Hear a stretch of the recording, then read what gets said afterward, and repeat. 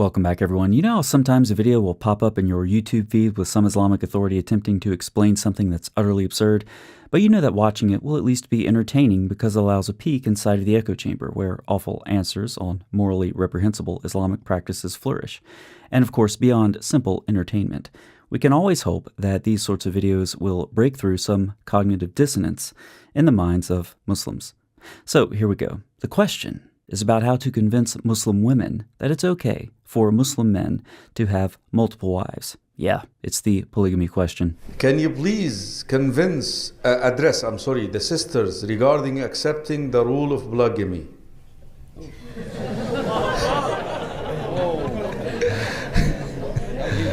For the protection of husbands, single sisters, and society. Jazakumullahu khaira. Before you hear his answer, just note that you may notice a general tone of levity, arrogance, and sarcasm throughout. Now, this may just be the Sheikh's attitude in general, or it may be him tapping into the spirit of Islamic apologetics, where difficult issues are handled with outsized bravado to inspire unwarranted confidence in bad answers. Regardless, his answer to the polygamy question is polyvalent. It's multifaceted, consisting of several threads, carefully woven together like the sheets of a polygamous man's bed that hopefully get changed out at some regular interval. Note first, the problem here is really with the women. Wallahi, ikhwa, is not easy. It's a nightmare. Wallahi, nightmare. Sometimes, it's because fitnat al-mar'a fil ghira. The fitna of the woman is really in jealousy, that she's very possessive. Muslim men should beware of multiple wives. Women are jealous and possessive, you see. So it's the woman sharing her husband with other women who's jealous and possessive. And I guess the man who requires more than one wife has no such issues. In fact, the desire for more than one wife doesn't stem from any possible character flaws a man could have that the Sheikh feels are worth mentioning. So the man is in the clear. It's the woman's jealousy that's the problem. It's her character flaws that create the potential for problems the Sheikh is warning us about.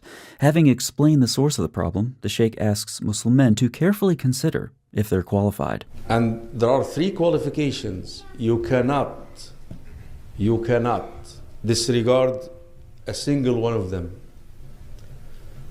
Number 1, the physical ability. And I want to tell you, they will compete. And you will be drained. I'm telling you out of experience. I know what you're thinking. Critics of Islam did not pay this guy to say this stuff. They willingly give us this material for free. So here's the problem. Women, jealous and possessive as they are, will compete with their shared husband, leaving him simply exhausted. Now, this problem of stamina is well known in Islamic theology, and Muslim scholars have long addressed it by placing lots of value in the sexual endurance of Muslim men, starting with Muhammad. There he is, the man, the myth, the legend.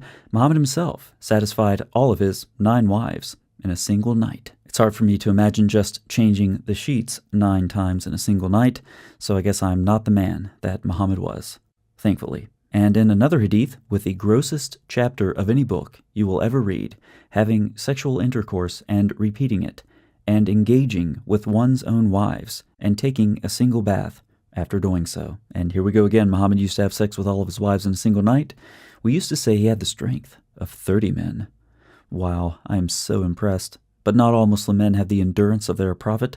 This is something that the Sheikh wants you to know from personal experience. I'm telling you out of experience. So there's reason number 1. Now here's reason number 2. Number 2, the financial ability. And they will compete too. She has that, I want that, she has that. Wallahi, if she is the most righteous, she's going to get that just because she got that. So not only will you be physically drained, you'll be financially drained as well. So one wife will see that the other has this or that, and she'll want it, and on it goes. Envy is what's being described here. So I'm seeing a trend in the Sheikh's answers. It's the woman's fault, basically. They're jealous, possessive, and now envious. Truly the root of all problems. Here's number 3. And number 3, which is, in my opinion, the best of them all, or the top of the line, the mental ability. Because I want to tell you, you can easily lose your mind.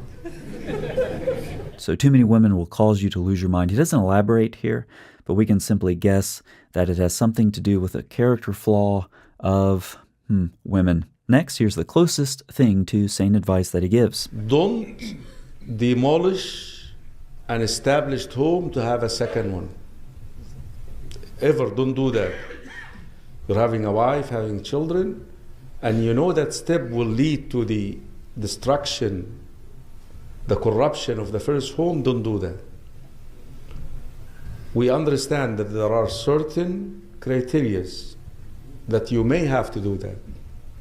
There are certain conditions you may have to do that. Unfortunately, in Muslim societies, however, these decisions are left entirely up to the man. Women are disadvantaged, and if the man decides he's taking additional wives, then the women are required to accommodate. They don't really have a choice. That's what one of Muhammad's wives did when she feared Muhammad wanted to divorce her. Whether he intended to or not, Muhammad seized on the opportunity to stop sleeping with her and sleep an additional night with his 9-year-old bride named Aisha. These arrangements are always and forever at the discretion of Muslim men, and a Muslim man who follows Muhammad's example is the last person to be trusted for making these decisions.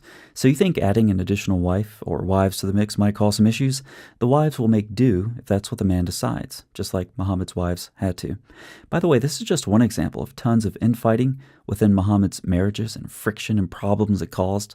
But that didn't stop him, so why should it stop his male followers? So while the Sheikh's answer doesn't seem as repugnant initially as everything else he says, it is detached from the options Muslim women face in reality. Now here's a final bit of astonishing brilliance from this towering intellectual. The one message that I want to tell the sisters, you may not like your husband to do that, and you're entitled to that, by the way. You're entitled to that because some of you may not tolerate the fitna, and it's difficult. You're a human and you know your capacity, but don't reject the tashri'ah. That's what I'm asking you as a sister. Don't reject the legislation, because we know from the ahadith that time will come when a man will have 50 women. In short, Muslim women should not reject polygamous arrangements because it's only going to get worse. Muhammad predicted signs of the end times. First, religious knowledge will decrease. Second, religious ignorance will prevail. And the third sign is prevalence of illegal intercourse. And fourth, here it is, 50 women to one man. Let's review the Sheikh's answers. To have multiple wives, Muslim men need to have the physical ability because women are jealous and possessive, and they will compete. Of course, his answers put first the sexual needs of Muslim men, as Islamic authorities have for many centuries. Second, there's the financial ability because women are envious. Then there's the mental ability because women will drive you insane. Next, don't do it if it will destroy existing families. As we said, this initially sounds better than the rest, but it's all left up to the cognizance of Muslim men who follow the Islamic moral code. And lastly, a word to the women, get used to it. It will only get worse for you, or better, I suppose, for the men who are into that sort of thing. Whether it's wife-beating, sex slaves, how women are viewed and treated more generally, or polygamy, these problems with women in Islam are all very clearly the product of a worldview produced by a bunch of depraved men who prized, above all else, their own sexual satisfaction. Admitting this, however, would be an act of apostasy, since it requires repudiating authoritative Islamic sources like the Quran and Hadith. That's a huge step, and many Muslims will choose to turn to their authorities instead, who will continue to defend this stuff. Fortunately, however, these attempts only serve to expose the issues even more. Thanks so much for watching. I'll see you next time.